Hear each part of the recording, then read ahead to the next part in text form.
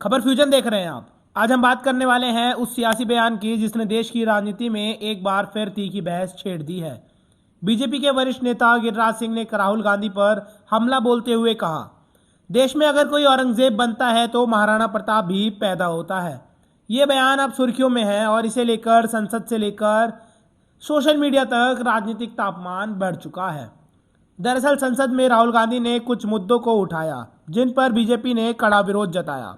आरोप है कि राहुल गांधी ने सदन में ऐसे दस्तावेज और दावे पेश किए जिन्हें लेकर सरकार ने आपत्ति जताई।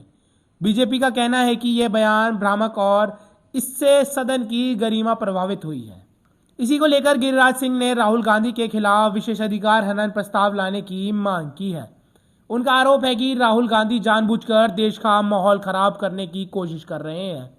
ये बयान क्यों अहम है, हम आपको बताते हैं। गिरिराज सिंह ने ऐतिहासिक संदर्भ देते हुए कहा कि अगर कोई औरंगजेब जैसे व्यवहार करेगा तो महाराणा प्रताप जैसी ताकत भी सामने आएगी।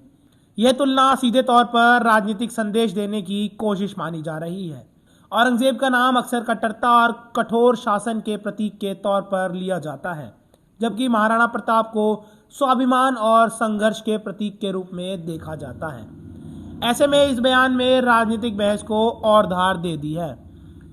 इस पर कांग्रेस का क्या जवाब आया है, हम आपको बताते हैं। कांग्रेस की ओर से कहा गया है कि बीजेपी मुद्दों से ध्यान भटकाने की कोशिश कर रही है। उनका कहना है कि जब सरकार से सवाल पूछे जाते हैं तो जवाब देने की बजाय व्यक्तिगत और भावनात्मक बयानबाजी शुरू कर दी जाती है। कांग्रेस नेताओं का यह भी कहना है कि संसद में सवाल उठाना विपक्ष का अधिकार है और उसे दबाया नहीं जा सकता। इस मुद्दे के राजनीतिक मायने क्या है? विशेषज्ञ मानते हैं कि ऐसे बयान आने वाले चुनावी माहौल को ध्यान में रखकर दिए जाते हैं।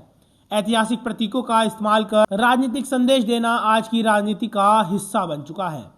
लेकिन सवाल यह भी उठता है कि क्या इससे असली मुद्दे पीछे छूट जाते हैं? क्या संसद में गरिमा बनाए रखने की जिम्मेदारी सिर्फ विपक्ष की है या फिर सत्ताधारी दल को भी अपनी भाषा पर संयम रखना चाहिए?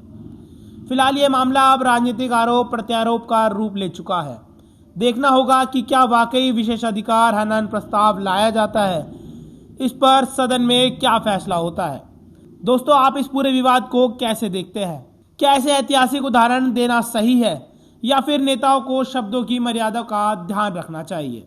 अपनी राय कमेंट में जरूर लिखें। वीडियो पसंद आया तो लाइक करें, शेयर करें और हमारे चैनल को सब्सक्राइब करना ना भूलें। ब्यूरो रिपोर्ट, खबर फ्यूजन।